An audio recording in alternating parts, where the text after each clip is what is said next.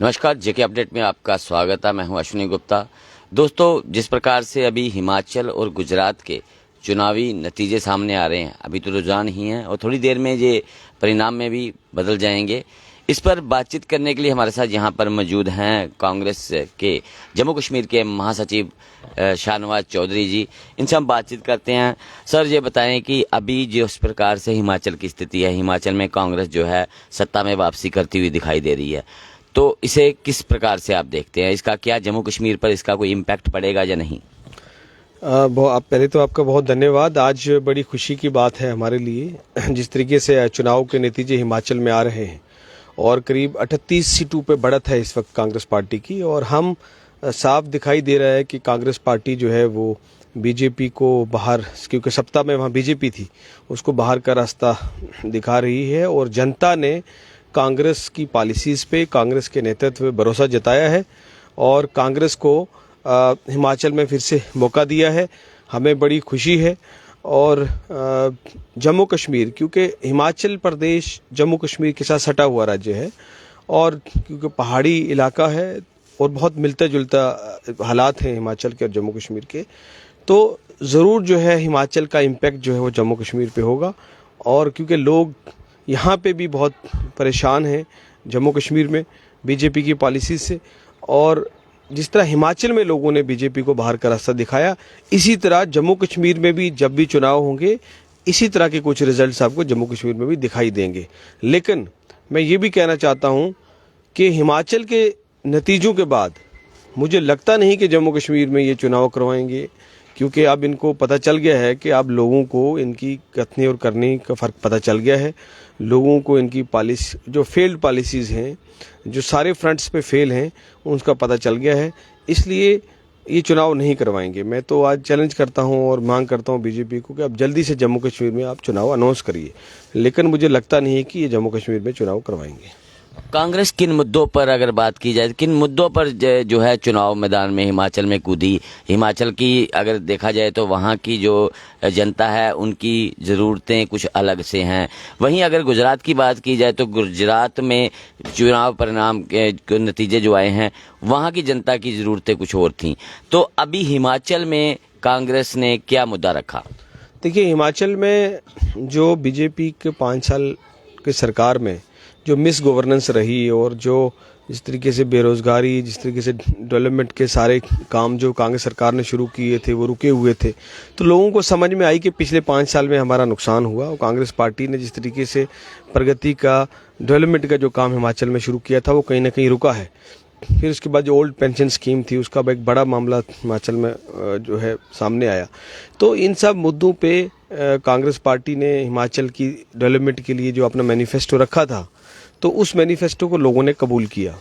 जहाँ तक बीजेपी का, क्योंकि बीजेपी मोदी जी के चेहरे पे चुनाव लड़ी थी हिमाचल में भी और गुजरात में भी। एक तरफ गुजरात में अगर वो सरकार बना रहे हैं तो कह रहे हैं कि मोदी जी के चेहरे पे, तो वहीं मोदी जी के चेहरे पे हिमाचल में हार भी हुई है। तो ये बात अब समझनी होगी देश में, कि अब देश में लोग समझ रहे हैं। गुजरात में क्योंकि वहाँ के अलग हालात थे, वहाँ आम आदमी पार्टी ने भी इलेक्शन लड़ा और उसने काफ़ी बड़ा नुकसान किया। और हालांकि पिछली बार कांग्रेस पार्टी जो है पिछले चुनाव में गुजरात में बिल्कुल सत्ता के करीब आगे रह गई थी, बहुत बड़ा मैंडेट दिया था पिछली बार गुजरात में कांग्रेस को। लेकिन इस बार इस पे आंकलन करेंगे कि क्या वजूहत रहीं जिसकी वजह से गुजरात में हम चुनाव नहीं करवा पाए। हालांकि गुजरात में सरकार बनाने के लिए प्रधानमंत्री जी को और होम मिनिस्टर साहब को लगातार कैंप करना पड़ा, लगातार रोड शोज करने पड़े और बिल्कुल पर्सनली दोनों ने वहाँ कैंप किया। उसकी वजह से जो है वो मैनेज उन्होंने किया। लेकिन कहीं ना कहीं आपको नहीं लगता है कि वहाँ राहुल गांधी जी का ना जाना भी एक बड़ा फैक्टर रहा? शायद हार का कारण वही है। नहीं, देखिए, राहुल गांधी जी जिन मुद्दों को, देश के जो बड़े मुद्दे हैं, उन मुद्दों को लेके भारत जोड़ो यात्रा एक ऐतिहासिक यात्रा पे निकले हैं। उस पे करोड़ों लोगों का समर्थन देश में इस वक्त है। वो उन्हीं मुद्दों को लेके जो है वो चल रहे थे। वहीं जहां हिमाचल में, वहाँ नहीं, गुजरात में जहां नहीं तो वहीं हिमाचल में हमारी सरकार आई भी, तो वो एक अलग बड़े मुद्दों को लेके पूरे देश में निकले हैं। उसका इम्पैक्ट पॉजिटिव ही गया है। लेकिन ये है कि उनका गुजरात की जो कांग्रेस की एक आई थी, उन्होंने अच्छे से तैयारी की थी, लेकिन अब वो देखेंगे क्या वजूहात रही, किन वजूहात की वजह से जो है हम गुजरात में इलेक्शन नहीं जीत पाए। लेकिन हिमाचल की एक बड़ी कामयाबी है, और इसका क्योंकि हमें ख़ास तौर पे जम्मू कश्मीर में हिमाचल का बड़ा इम्पैक्ट पड़ेगा।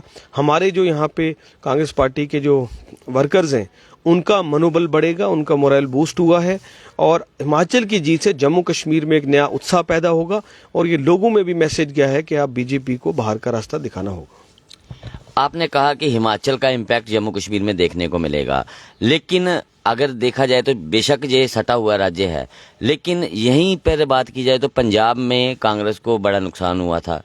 कांग्रेस वहां पर अच्छी स्थिति में थी, लेकिन वहां पर आम आदमी पार्टी ने सभी पार्टियों को पिछाड़ते हुए सरकार बनाई वहां पर। तो आपको नहीं लगता है कि अभी भी जम्मू कश्मीर में बहुत कुछ करना बाकी है? हिमाचल में बेशक आपने अच्छा किया है, लेकिन जम्मू कश्मीर में भी हालात जो हैं अभी काफ़ी कांग्रेस के पकड़ से बाहर होते हुए दिखाई दे रहे हैं। नहीं, देखिए, जम्मू कश्मीर की जो स्थिति है पिछले 2 साल से लगातार, क्योंकि बीजेपी का डायरेक्ट कंट्रोल है, कोई डेमोक्रेसी नहीं है जम्मू कश्मीर में, ब्यूरोक्रेसी का रूल है। एक व्यक्ति जो है वो डेमोक्रेटिक का मुतबादिल नहीं हो सकता है। एक व्यक्ति को आप बिठा के पूरा प्रदेश चलाएंगे तो ऐसा नहीं चल सकता है। आप देख लीजिए, इस वक्त बेरोजगारी जम्मू कश्मीर में देश में सबसे ज़्यादा बेरोजगारी की दर बढ़ गई है। आप देख लीजिए कि सबसे ज़्यादा महंगाई इस वक्त जो है वो जहाँ पूरे देश में, वहाँ जम्मू कश्मीर में लोग फेस कर रहे हैं। डेवलपमेंट प्रोजेक्ट जो उन्होंने दावे किए थे कि इतनी इन्वेस्टमेंट होगी बाहर से, ऐसा कुछ हुआ नहीं है। टूरिज्म में ले लीजिए, डेवलपमेंट में ले लीजिए, महंगाई इस हद तक बढ़ गई है कि आप सोचिए, जगह जगह टोल प्लाजा लगा दिए, जगह जगह टैक्सेस लगा दिए, व्यापारी इतने परेशान हैं। तो इस वक्त जम्मू कश्मीर की जनता जो है, आप सेक्रेटरीट में चले जाइए, अब जब सरकार होती थी तो सेक्रेटरीट में आप कम से कम 1000 आदमी आप देखते थे दिन को लाइन लगे। आप आज चले जाइए सेक्रेटरीट के अंदर, आपको कोई व्यक्ति नहीं मिलेगा। क्यों? क्योंकि सुनवाई नहीं है, ब्यूरोक्रेसी के पास एंट्री नहीं है। तो आम व्यक्ति इस वक्त जम्मू कश्मीर में बहुत परेशान है बीजेपी की पॉलिसी से। खास तौर पे जिस तरीके से जम्मू की पीठ पे जिस तरीके से छुरा उम्पा है, आप देख रहे हैं कि कल किस तरीके का इंसिडेंट हुआ है। कल गांधीनगर में, जम्मू में दिन दहाड़े जो है कोई गैंग आके और अग्रवाल फैमिली को वहां अंदर बंदर बनाया और किस तरीके से वहां बड़ी चोरी की। इस तरह की वारदातें जम्मू में कभी आपने नहीं सुनी होगी। जम्मू में बाहर के लोग आके सेटल होना शुरू हो गए हैं, उनको डोमिसाइल मिलना शुरू हो गया है, यहाँ की नौकरियों में हिस्सा लेना शुरू हो गया है। तो जम्मू के और पूरे प्रदेश के नौजवानों का भविष्य खतरे में है। जम्मू के लोग अब समझ पा रहे हैं। मुझे कल एक जगह चर्चा हो रही थी और जम्मू के काफ़ी वासी वहाँ बैठे थे, उन्होंने ये चिंता जताई कि जिस तरीके से बाहर के लोगों ने आके यहाँ का बिजनेस टेक ओवर करना शुरू कर लिया, यहाँ की नौकरियाँ लेनी शुरू कर दी हैं।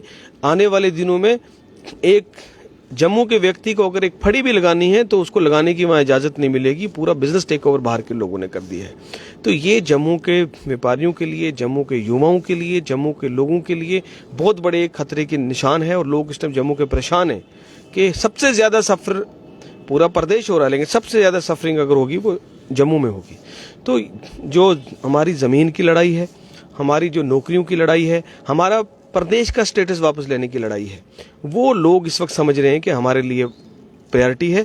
और आप देख लीजिए कि बीजेपी को जम्मू कश्मीर के लोग बाहर करेंगे, ख़ास तौर पे जम्मू के लोग जो है बीजेपी को जवाब देंगे। लेकिन अभी इस तरह के हालात इसलिए सामने नहीं दिख रहे हैं कि अभी डिक्टेटरशिप है। अभी जम्मू में कोई सामने बोल नहीं सकता है क्योंकि इनकी पॉलिसी ये स्नब करते हैं। कोई व्यापारी सामने आके बोलेगा, कोई और जम्मू का शहरी अगर बोलेगा कि हमारे साथ इस वक्त ज्यादती हो रही है तो ये उसको वॉइस को स्नब करेंगे। इसलिए अभी अंडर करंट जम्मू में ज़बरदस्त है और ये अंडर करंट आपको चुनाव में दिखेगा।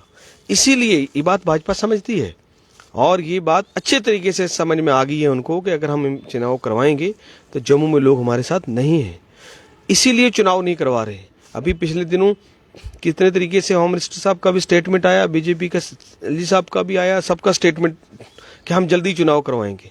तो क्यों नहीं करवा रहे? अभी दिसंबर आ गया, आप जनवरी फरवरी मार्च भी आप देख लीजिए, मुझे लगता नहीं है कि ये चुनाव करवाएंगे, खासतौर पर हिमाचल के नतीजों के बाद।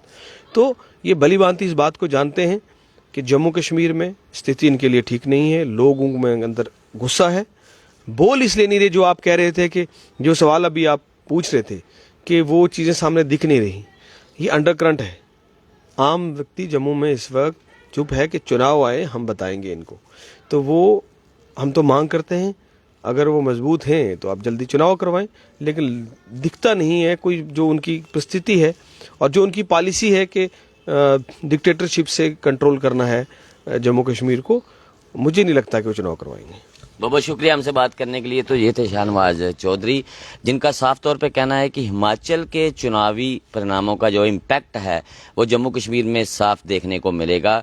और अब तो ये बात भी इनका ये दावा है कि ये कह रहे हैं कि अब जो है जम्मू कश्मीर में चुनाव नहीं करवाए जाएंगे, क्योंकि भाजपा अब पहले से ज़्यादा खौफजदा होगी, क्योंकि वो जानती है अगर हिमाचल जो जम्मू कश्मीर के साथ सटा हुआ इलाका है तो वहाँ पर अगर सत्ता उनके हाथ से निकल गई है तो कहीं निश्चित रूप से इसका इम्पैक्ट जो है वो जम्मू कश्मीर में भी देखने को मिलेगा। और यहाँ पर फिलहाल चुनाव करवाना भाजपा के लिए सही समय नहीं होगा।